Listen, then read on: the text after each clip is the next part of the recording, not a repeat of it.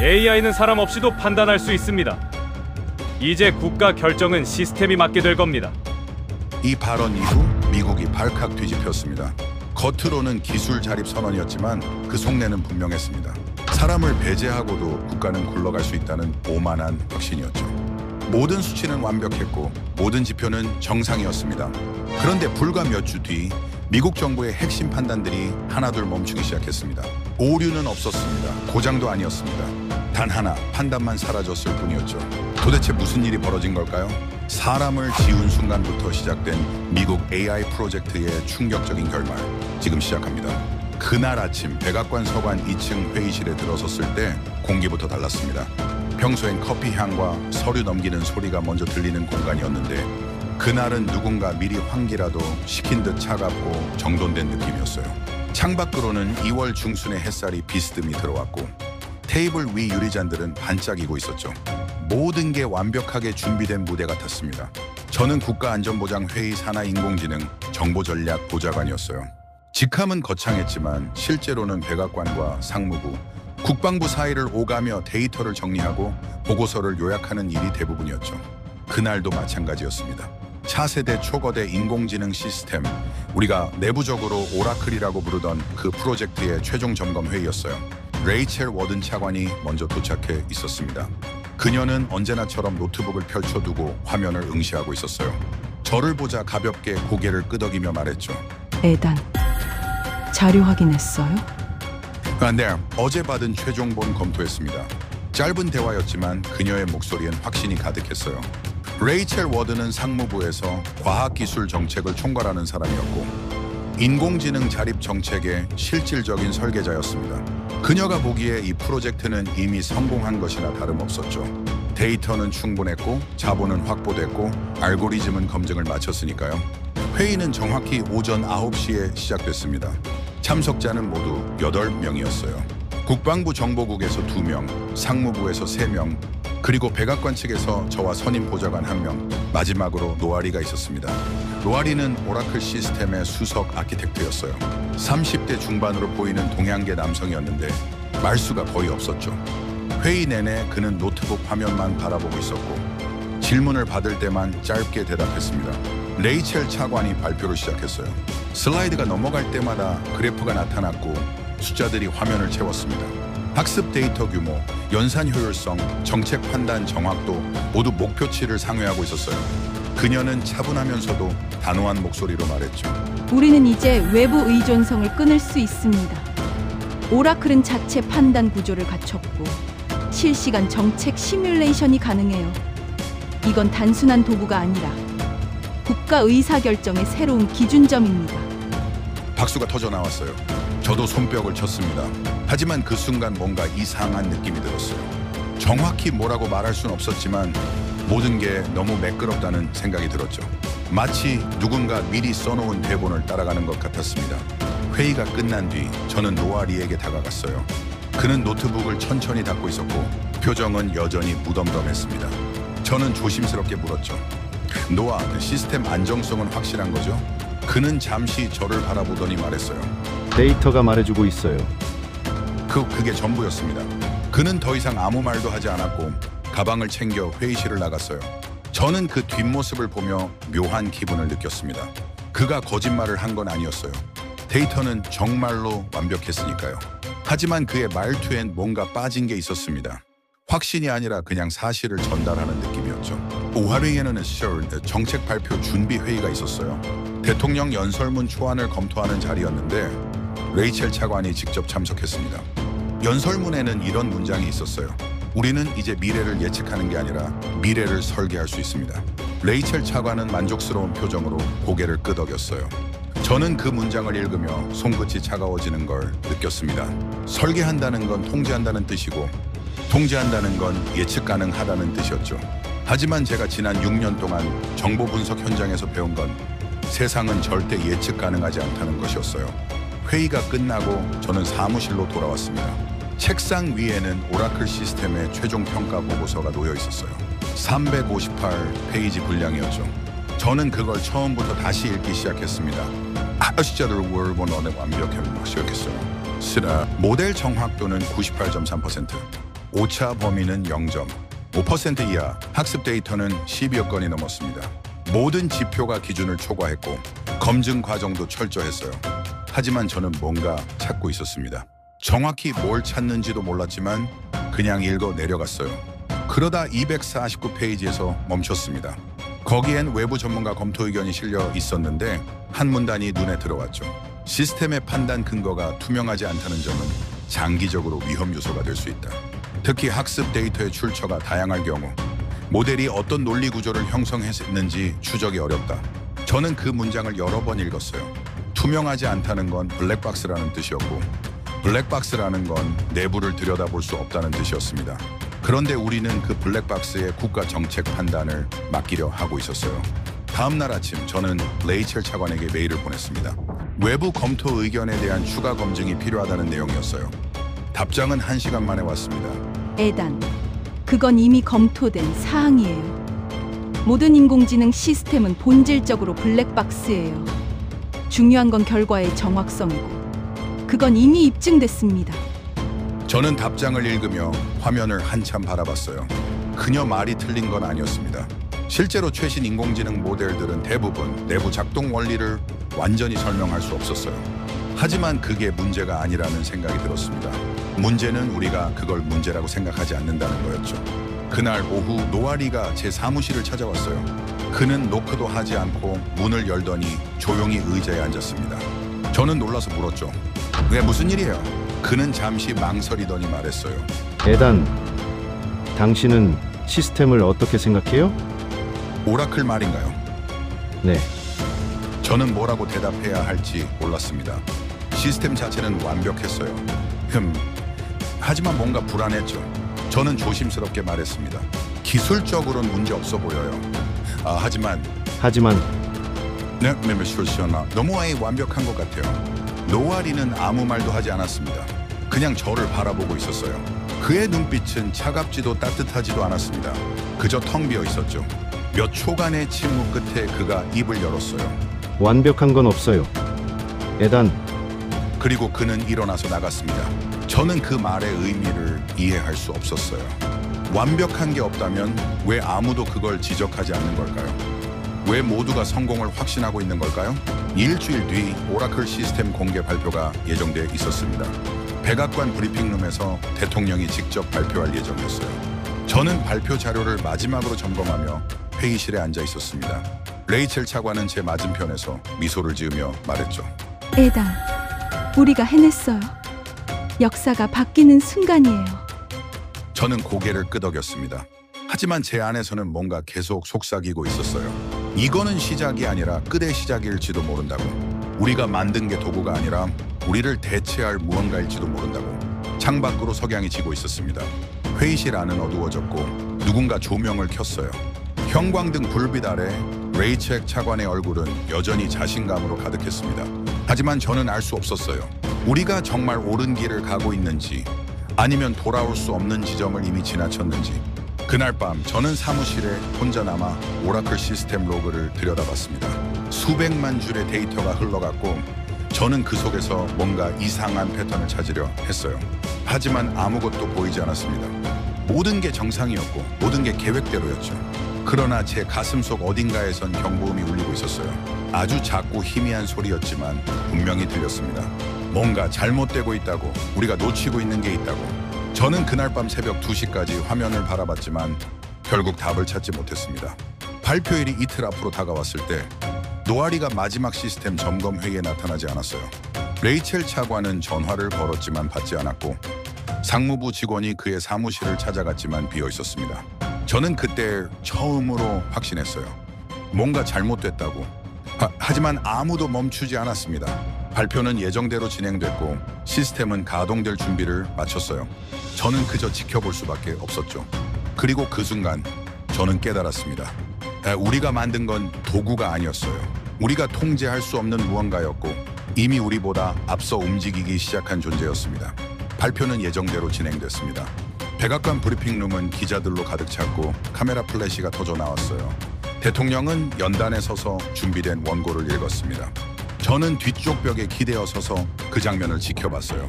레이첼 워든 차관은 첫 줄 의자에 앉아 있었고 그녀의 얼굴엔 만족스러운 미소가 번져 있었죠. 오늘부터 미합 중국은 새로운 시대로 나아갑니다. 오라클 시스템은 단순한 도구가 아닙니다. 국가 정책 판단의 새로운 기준이 될 것입니다. 박수가 터져 나왔어요. 저도 손뼉을 쳤습니다. 하지만 제 머릿속에선 계속 같은 질문이 맴돌았어요. 노아리는 어디 있는 걸까요? 왜 마지막 점검 회의에 나타나지 않았을까요? 발표가 끝난 뒤 저는 상무부 청사로 향했습니다. 오라클 시스템이 본격 가동되는 첫날이었어요. 중앙 관제실에는 10여 명의 엔지니어들이 모니터를 바라보고 있었고 화면에는 실시간으로 데이터가 흘러갔죠. 레이첼 차관이 제 옆으로 다가왔습니다. 보세요, 에단. 모든 게 완벽하게 작동하고 있어요. 세브로나티스 서치. 저는 화면을 바라봤어요. 쉐이저 그녀 말이 맞았습니다. 시스템은 정상적으로 돌아가고 있었고 데이터 처리 속도도 예상 범위 아니었죠. 하지만 뭔가 이상했어요. 정확히 뭐라고 설명할 수는 없었지만 숫자들이 너무 균일하다는 느낌이 들었습니다. 차관님, 판단 지연율이 평소보다 높지 않나요? 레이첼 차관은 화면을 다시 확인하더니 고개를 저었어요. 정상 범주예요. 초기 가동 단계에선 시스템이 데이터를 재조정하는 게 자연스러운 과정이에요. 선생님은 정상 범주. 그날 이후로 저는 그 말을 수없이 듣게 됐습니다. 첫 주가 지나갔어요. 오라클 시스템은 매일 수백 건의 정책 시뮬레이션을 돌렸고 결과물을 각 부처에 전달했습니다. 국방부는 안보 위협 분석을, 재무부는 경제 예측을, 국토안보부는 재난 대응 시나리오를 받았죠.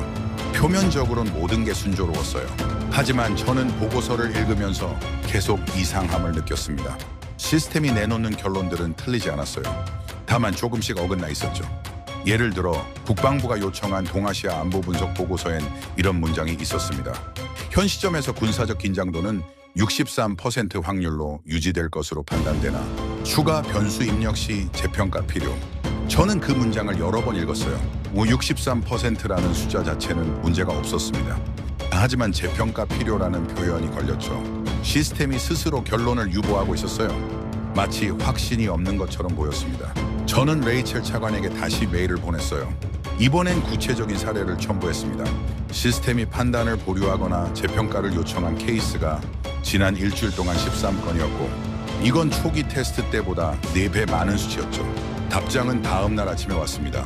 에단, 그건 시스템이 신중하다는 증거예요. 오히려 좋은 신호입니다. 인공지능이 불확실성을 인지하고 있다는 뜻이니까요. 저는 답장을 읽으며 한숨을 쉬었어요. 그녀 말이 논리적으로 맞았습니다. 하지만 뭔가 다른 느낌이 들었죠. 시스템이 신중한 게 아니라 혼란스러운 거라는 생각이 들었어요. 2주째에 접어들었을 때 첫 번째 이상 징후가 나타났습니다. 재무부가 요청한 글로벌 경제 예측 보고서에서였어요. 시스템은 향후 6개월간 달러 환율 변동성을 분석했는데 결론 부분이 이상했습니다. 현재 데이터 기준 환율 상승 가능성은 48%, 하락 가능성은 52%로 산정됨. 그러나 양측 시나리오 모두 신뢰 구간 이탈 가능성 존재. 저는 그 문장을 보고 화면을 멈췄어요. 상승과 하락 확률을 합치면 100%가 나와야 하는데 시스템은 두 시나리오 모두 신뢰할 수 없다고 말하고 있었습니다. 그는 이건 모순이었어요. 오라클은 확률 기반 시스템인데 확률 자체를 부정하고 있었죠. 저는 즉시 관제실로 향했습니다.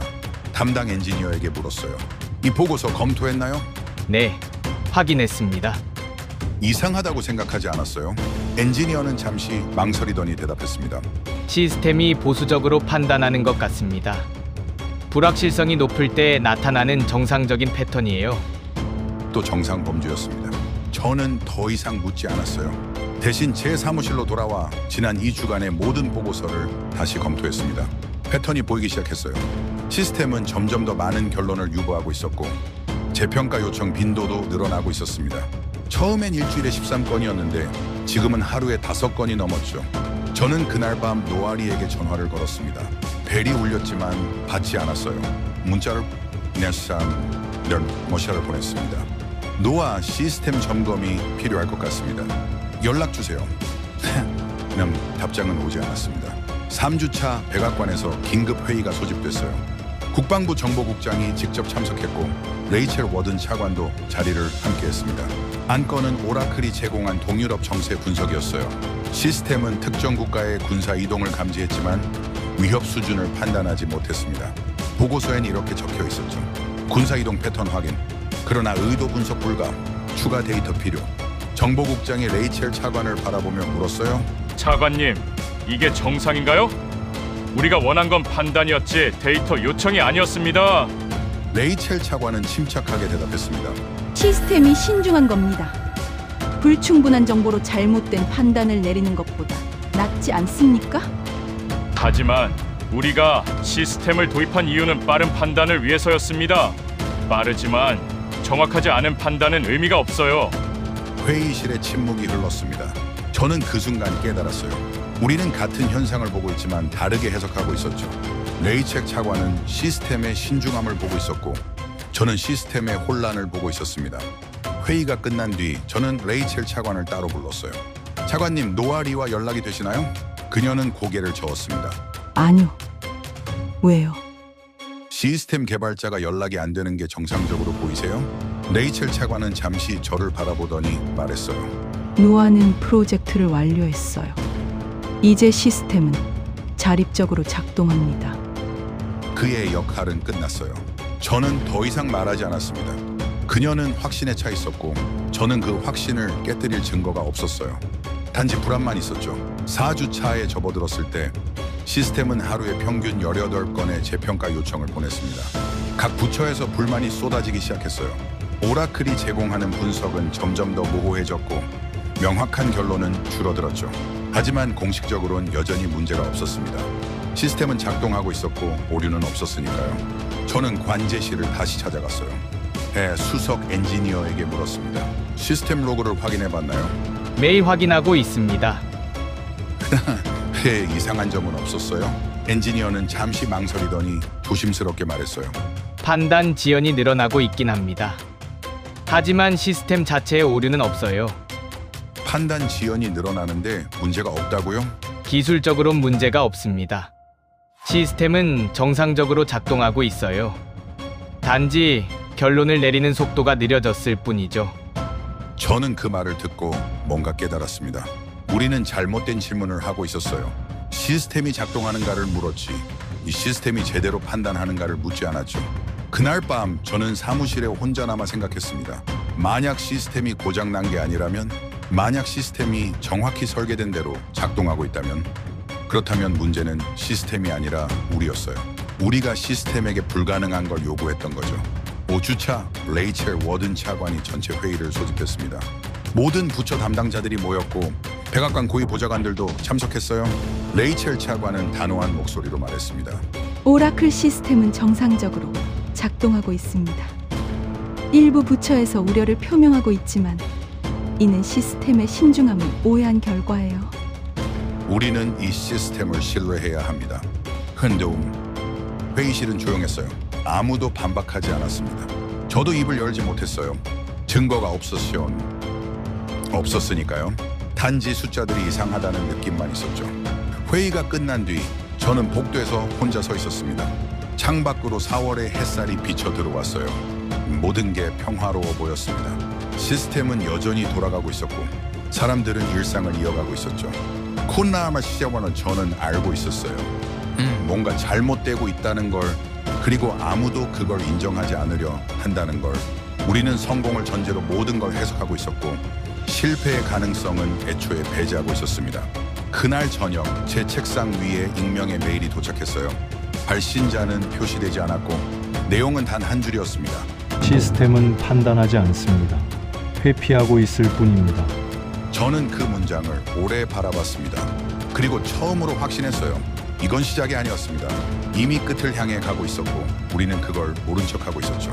익명의 메일을 받은 다음 날 저는 시스템 접근 로그를 요청했습니다. 노아가 떠난 다음 날 아침 시스템이 처음으로 공식 경고를 보냈습니다.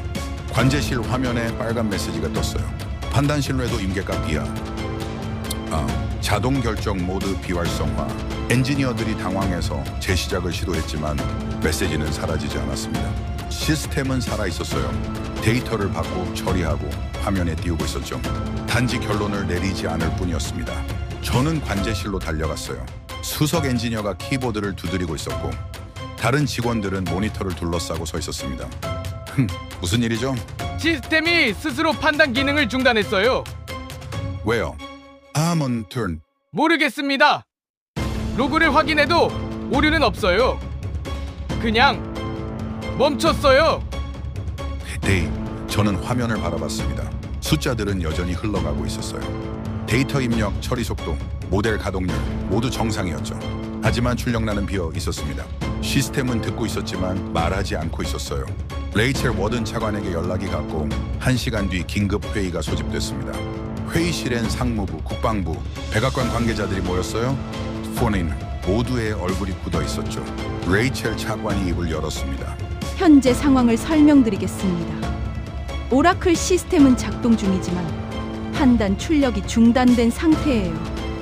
중단됐다는 게 고장났다는 뜻인가요? 아니요.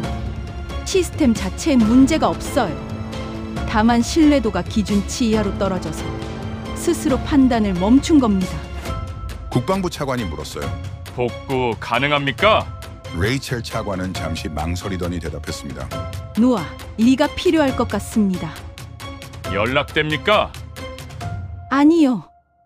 회의실이 조용해졌어요. 저는 그 침묵 속에서 모든 걸 이해했습니다. 우리는 시스템을 만들었지만 시스템을 이해하는 사람은 떠났고 이제 남은 건 작동하지만 쓸모없는 기계뿐이었어요. 그날 오후 첫 번째 연쇄 지연이 발생했습니다. 국방부 정보국에서 긴급 요청이 들어왔어요. 중동 지역 군사 이동 분석이었는데 기존엔 오라클 시스템이 24시간 안에 보고서를 제출했죠. 하지만 이번엔 시스템이 아무 반응도 하지 않았습니다. 정보국은 자체 분석팀을 가동했어요. 3일이 걸렸습니다.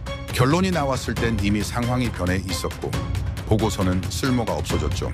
이틀 뒤엔 재무부에서 같은 일이 일어났어요. 환율 변동 예측 요청이 무응답으로 돌아왔고 재무부는 외부 자문사에 의뢰했습니다. 일주일이 걸렸고 비용은 예산의 3배였어요. 국토안보부, 에너지부, 보건부 모든 곳에서 같은 패턴이 반복됐습니다. 오라클 없이 일하는 법을 잊어버린 조직들이 하나둘씩 멈춰서기 시작했어요. 10주차 백악관은 비공식 태스크포스를 구성했습니다. 목적은 오라클 시스템 없이 정부를 운영하는 방법을 찾는 거였어요. 저도 포함됐죠. 첫 회의에서 누군가 물었습니다. 시스템을 완전히 중단할 순 없습니까? 레이첼 차관이 대답했어요. 중단하면 인정하는 겁니다. 이 프로젝트가 실패했다는 걸. 하지만 이미 실패한 거 아닙니까? 말이 없었어요. 레이첼 차관은 창밖을 바라보고 있었고 다른 사람들도 고개를 숙였습니다. 저는 그때 깨달았어요. 우리는 실패를 인정할 수 없었어요. 왜냐하면 실패를 인정하는 순간 이 모든 시간과 자원과 신뢰가 헛된 것이었다는 걸 받아들이게 되니까요. 11주차 저는 시스템 내부 접근 권한 목록을 요청했습니다. 파일을 열었을 때 충격을 받았어요. 최고 관리자 권한은 단 한 명, 노아리에게만 있었습니다. 다른 엔지니어들은 모니터링 권한만 가지고 있었어요. 시스템을 수정하거나 재설정할 수 있는 사람은 노아뿐이었죠. 저는 수석 엔지니어에게 물었습니다. 왜 아무도 관리자 권한을 가지지 않았나요? 노아가 설계한 방식이에요. 보안을 위해서라고 했죠. 그럼 지금 시스템을 건드릴 수 있는 사람은? 없습니다. 저는 그 순간 모든 걸 이해했어요. 노아는 처음부터 알고 있었습니다. 이 시스템이 사람 없이 작동할 수 없다는 걸. 그래서 자신만이 접근할 수 있게 만들었고 떠날 때 그 권한을 가지고 간 거였어요. 시스템은 살아있었지만 우리는 죽어 있었습니다. 12주차 국가안보보좌관이 대통령에게 보고했어요. 저도 배석했습니다. 보고 내용은 간단했어요. 오라클 시스템은 기능을 상실했고 복구는 불가능하다. 근데 이런 대통령이 물었습니다. 다른 방법은 없습니까? 새로운 팀을 구성해 시스템을 재설계할 수 있습니다. 2년은 걸릴 겁니다. 2년이요? Never. 대통령은 한숨을 쉬었어요. 그리고 레이첼 워든 차관을 바라봤습니다. 차관, 당신 의견은 어떻습니까? 레이첼 차관은 입을 열었지만 말이 나오지 않았어요. 저는 처음으로 그녀가 무너지는 걸 봤습니다. 확신에 차 있던 사람이 아무 말도 할 수 없는 상태가 된 거였죠. 회의는 결론 없이 끝났습니다. 정책 철회도 공식 발표도 없었어요. 그저 조용히 시스템 사용을 중단하기로 했죠. 언론엔 점검 중이라고만 알렸습니다. 13주차 저는 마지막으로 관제실을 찾아갔어요. 모니터는 여전히 켜져 있었고 데이터는 흐르고 있었습니다. 하지만 아무도 그걸 보지 않았어요. 엔지니어들은 자리를 비웠고 회의실은 텅 비어 있었습니다. 저는 화면을 바라보며 생각했어요. 이 시스템은 실패하지 않았습니다. 우리가 실패했죠. 우리는 사람을 대체할 수 있다고 믿었고 판단을 자동화할 수 있다고 생각했어요. 하지만 틀렸습니다. 판단이라는 건 데이터가 아니라 맥락에서 나오고 맥락은 사람만이 이해할 수 있었으니까요. 노아리는 그걸 알고 있었어요. 그래서 떠났고 우리에게 선택을 남겼습니다. 계속할 것인가, 멈출 것인가. 하지만 우리는 선택하지 못했죠. 그저 시스템이 스스로 멈출 때까지 기다렸을 뿐입니다. 7월 어느 날 상무부 청사 오라클 관제실 문에 자물쇠가 채워졌어요. 공식적인 발표는 없었습니다. 언론은 더 이상 묻지 않았고 사람들은 잊어갔죠. 마치 처음부터 없었던 일처럼. 하지만 저는 잊을 수 없었어요. 시스템이 보낸 마지막 메시지를, 빨간 글자로 뜬 경고를. 판단 신뢰도 인계값 이하. 그건 시스템의 고백이었습니다. 나는 더 이상 믿을 수 없다고, 나를 믿지 말라고. 하지만 우리는 듣지 않았어요. 믿고 싶었으니까요.